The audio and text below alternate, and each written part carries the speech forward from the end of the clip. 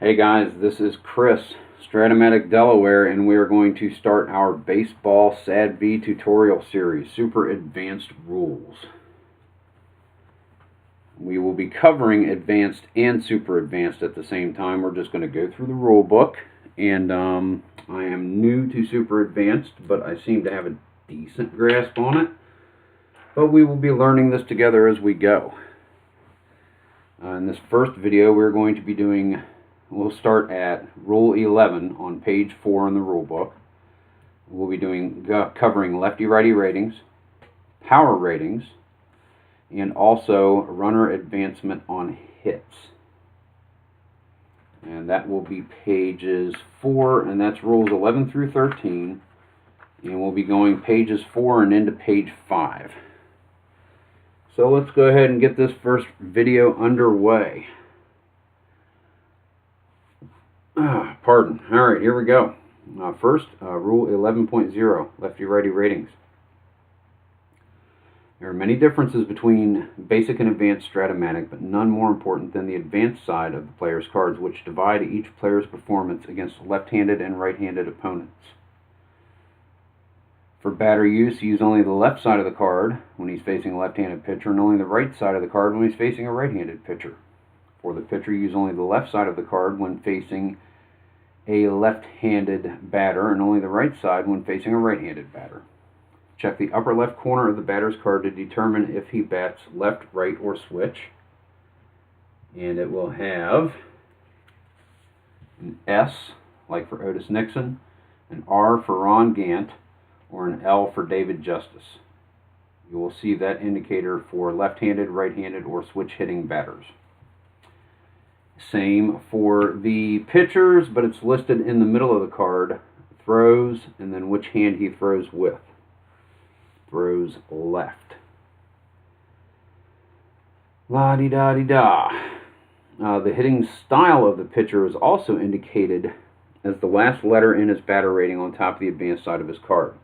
For example, a number 1L, as on John Smiley's card, indicates the pitcher uses a number 1 hitting card, being that card right there, that he has W, weak power, and we'll cover weak and normal power in a moment, and L, that he is a left-handed batter. The example given in the rule book is number 1 WR, uses the number 1 hitting card. W is a weak style batter, weak power, and he is also a right-handed hitter. Check the top of the advanced side of the pitcher's card to determine whether he throws right or left. And again, that is right there, top dead center. Rule 12.0, excuse me. Power ratings, N/W, normal or weak. Advanced strat-o-matic limits the ability of low-power batters to hit homers off pitchers' cards. You're going to see some instances where N, home run, if it's a normal strength batter, that it would be a home run. If not, it's going to be a lesser hit. Still a hit, just not out of the park. Apologize. Okay.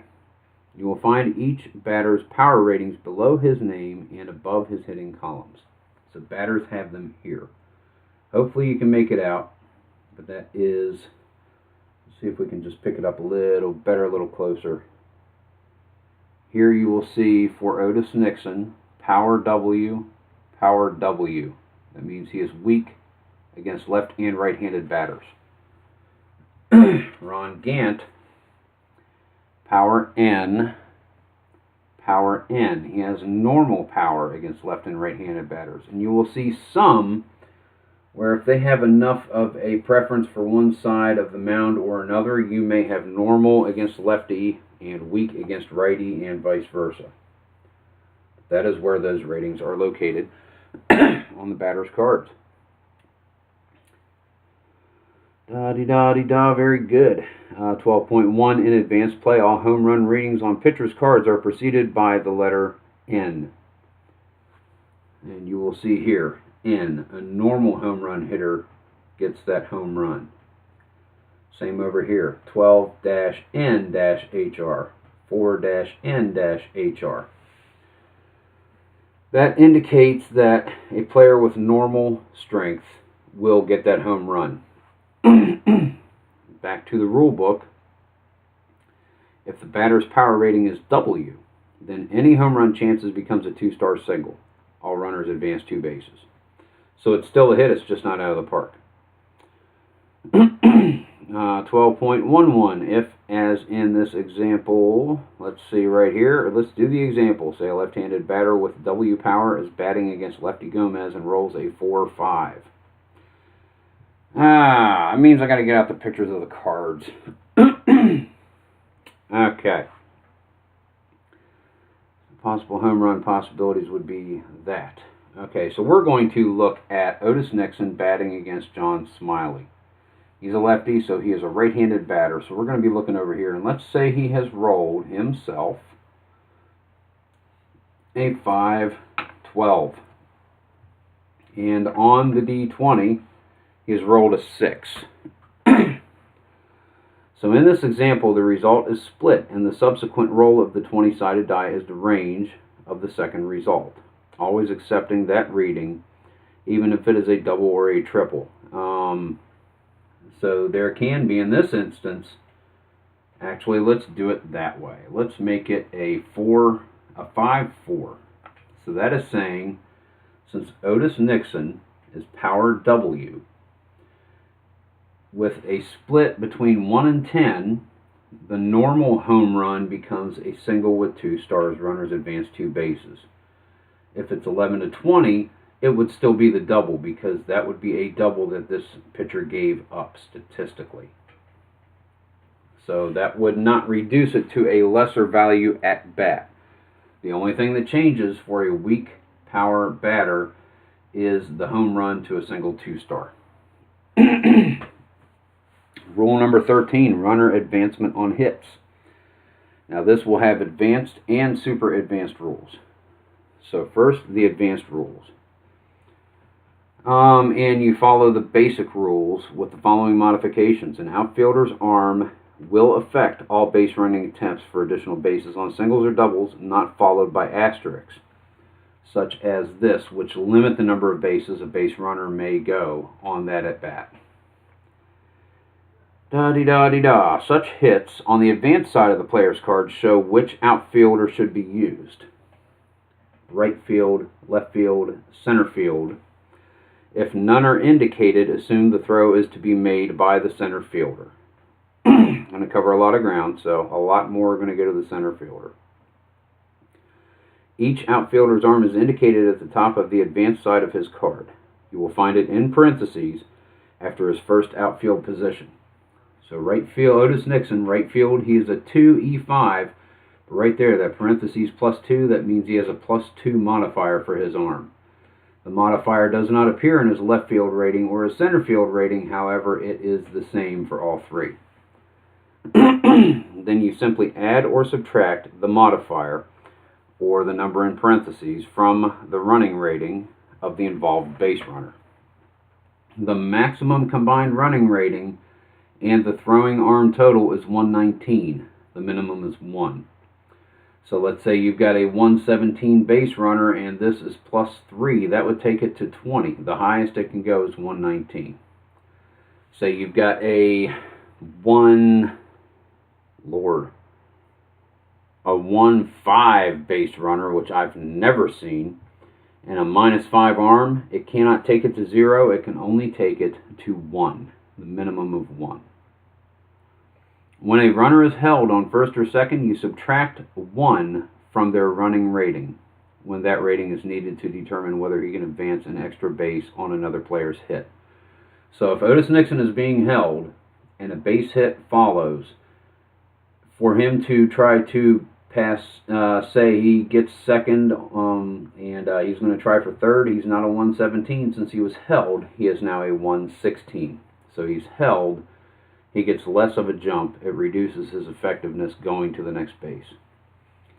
By the same token, if the base runner is not being held, add 1 to his running rating. So really at no point in advanced or super advanced are you going to use this exact range. If the runner is held, you're going to take one away from the safe range. If the runner is not held, you're going to add one to the safe range. Okay. Note, when using the cutoff rule, which we'll get to, with the bases loaded or runners on first and second, the trail runner is the runner on first. This rule applies to that trail runner. If the lead runner is held, consider the trail runner held. So let's say Nixon is on first. We'll say Nixon's on second, Gant is on first. If Nixon is being held and has a -1 to his extra base running, then Gant would be held. Since Nixon is, Gant would as well.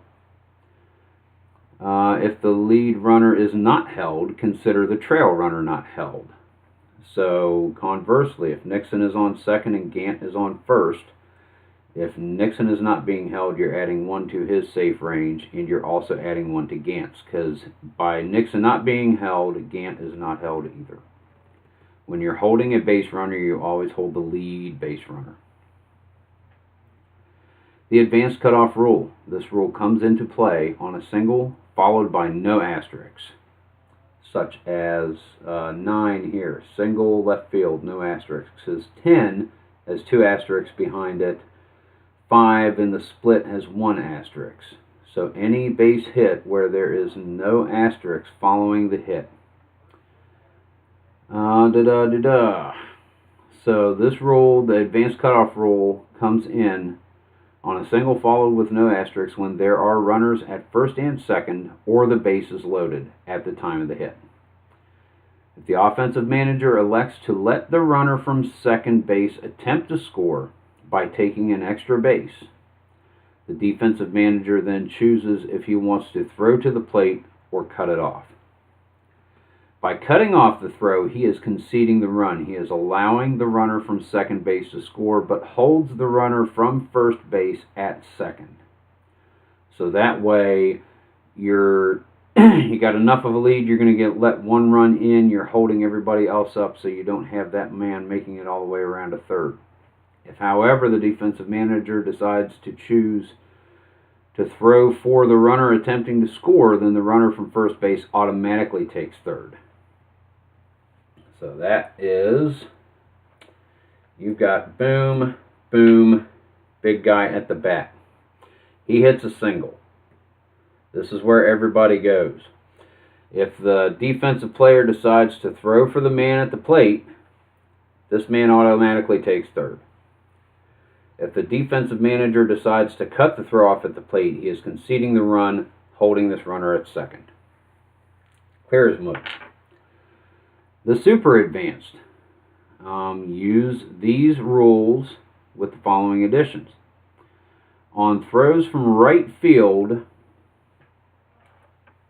to third base, increase the base runner's rating by 2. Because it's a much further throw, so this rating will increase by 2. On throws from left field to third base, see how much closer the dice are? From left field to third base, decrease the base runner's rating by 2. In super advanced play, there are times when the batter can advance an extra base on an outfield throw to another base. When a manager decides to advance a man from first to third on a single, followed by no asterisks, the defensive manager has the choice of whether to throw for the runner going to third or to concede third base to the runner, thereby holding the batter at first. The defensive manager tries to throw out the runner at third, then the batter always takes second on this throw. So you have man on first, batter hits a single. He's at second, he's at first. He can either make the throw for third, allowing the batter to get to second, or he can cut off the throw to third, holding the batter at first. Super advanced cutoff rule. If you are using the chart titled Super Advanced Cutoff Rule Computations on page 17. It is not necessary to read the following detailed explanation of this rule. I used the chart. Much easier. So we're going to go over the chart real quick. If I can find it. There we go. Now, one more page. This chart right down here. And we will go over it. It says what the first column is what the result is on the hitter's card as a result of the rolled dice. 4, 3. Well, okay, we'll say that's perfect, and actually the split is 2. But we'll go to the left-hand side. So that is a single 1 star. So you would look under single no stars, single no stars, single no stars, double no stars, because that is where the cutoff rule is. If it is a hit and no stars. So it would have to actually be, like say, 111. That is a single to center field. We'll disregard this symbol for now. We'll go over that later. Single to center field. So single no stars, and then it gives you situation for base runners. So if you have a runner at first or first and third, first and second are loaded, second or second and third. A double with no stars anytime man is on first, or fly ball B question marks. First and third base runners, or second and third, or loaded. It will tell you who the lead runner is in each situation, the runner on which base. It will give you a computation to figure out your modifier for that base runner's safe range. And it will have A plus either B, C, and D, B and D, or A plus 2. And right here, it will give you what those equate to. A, running speed, the safe range, running 117, that number. Running speed plus outfielder's arm, plus or minus. If B is part of the computation, if 2 outs, add 2. If C is part of the computation, if hit to right field, add 2. If hit to left field, subtract 2. And that's only if you've got a man on first or a man on first and third, because he's going to be going for the extra base. And that's when throwing from right or left to third base comes into play. And it didn't state this. If you're throwing from center field to third base, you make no adjustments whatsoever. Right to third, plus 2 to the safe range. Center to third, no adjustment. Left to third, minus 2 to the safe range. If it's D, if D is part of it, which it is for most of them, if runner held, subtract 1. If runner not held, add 1. So that gets put into all of them. 2 of them, it just says plus 2. So that's your fly ball B question mark. You're going to have running speed plus outfielder's arm plus 2, and we'll explain why later.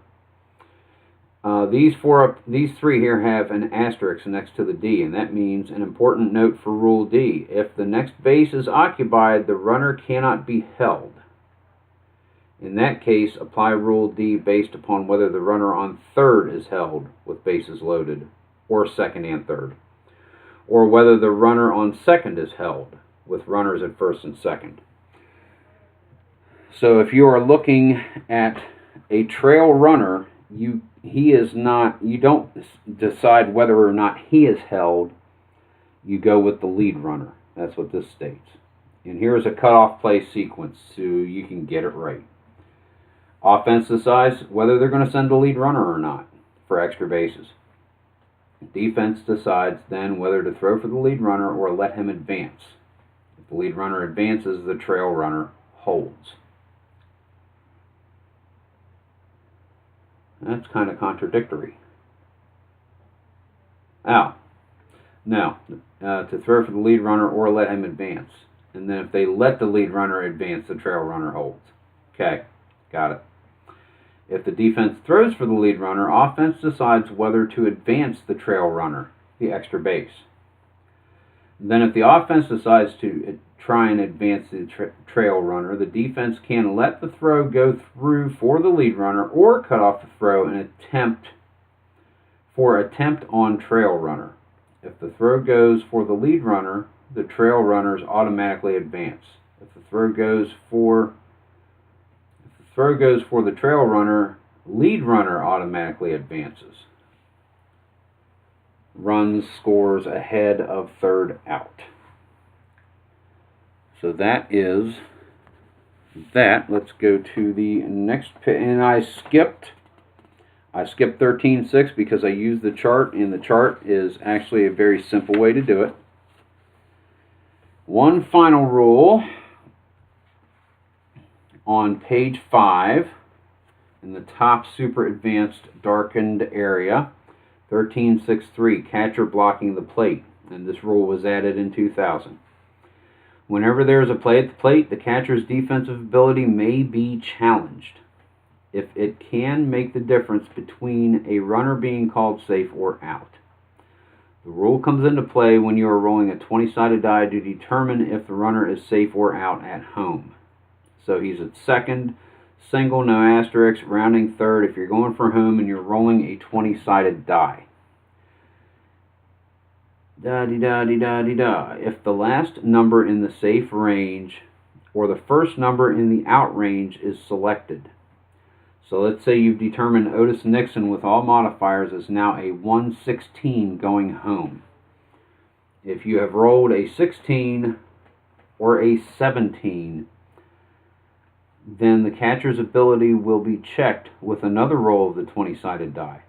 For instance, if the safe range after all adjustments has been made is 1 to 14 and you roll a 14 or a 15, then you must roll the 20-sided die again and refer to the chart on page 17 to determine if the runner is safe or out. And I think I'm going to keep that chart out so I don't have to keep doing that. Okay, so that is this chart right here. Catcher blocking at the plate. Catcher's position rating. A catcher 1, the runner is safe on a 1 to 2 and out 3 to 20. If you roll on that very knife edge between the safe range of 114 or the very first out range of 115, which I will never find, there it is. If the catcher's fielding rating is 2, safe 1 to 6, out 7 to 20. That's if the catcher is going to try to block the plate. Catcher's range of 5, 1 to 18 safe, 19 to 20 he's out. So there are a few instances where that can come into play to add a little bit extra for strat-o-matic for super advanced. That is going to be the end of video number 1. We have covered, what have we covered? We have covered lefty righty ratings, Rule 11, Rule 12, power ratings, and Rule 13, runner advancements on hits. And we have also covered 2 charts on page 17 that accompany Rule 13. Our next video is going to be reading fly balls, reading ground balls, reading X results, and other card results. It will be a slightly longer video than this one. But just so you know what we are going to be doing next. So guys, this is Chris, Strat-o-matic Delaware. And we are covering SADv in a tutorial. So that way you and I can learn how to play it better. Thank you very much for viewing this first video. Check out the second one. And sooner or later we'll get to fielding. We'll get to fielding in the next one. We're going to split this up. We're going to do fly balls and ground balls as a separate one. Then we'll do the X results because that gets into the fielding, which a lot of people have questions about. So we will call this video, guys, Chris, Strat-o-matic Delaware. Thank you for watching. Please like the video, subscribe to the channel if you haven't already. Buy the game from strat-o-matic.com and have a wonderful